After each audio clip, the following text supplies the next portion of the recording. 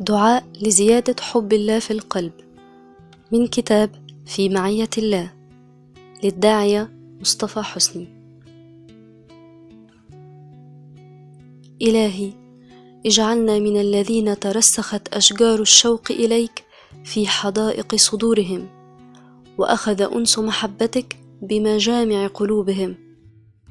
يا من جعلت بديع صنعك في مخلوقاتك سبيلا لمعرفتك، ويا من جعلت توالي نعمك على عبادك سببا لهم في محبتك.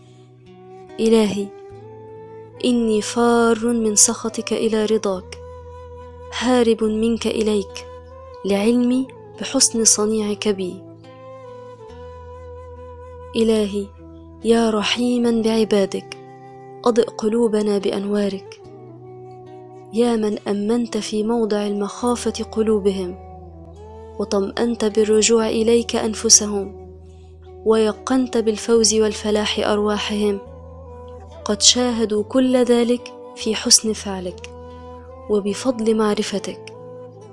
إلهي، جمل سيري إليك بالعلم، واشرح صدري بالاطمئنان لمغفرتك.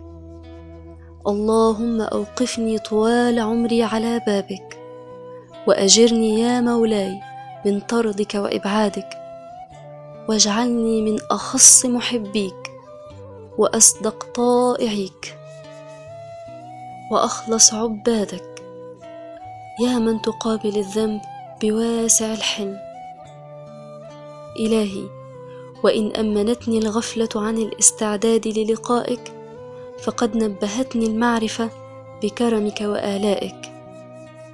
إلهي، أسألك أن تؤوين إلى شديد ركنك، وأن تحوين إلى أكناف عصمتك، وبرأفتك مولاي لا تغلق على موحديك أبواب رحمتك، ولا تحجب مشتاقيك عن النظر إلى جميل وجهك، يا أكرم العالمين، يا حليم.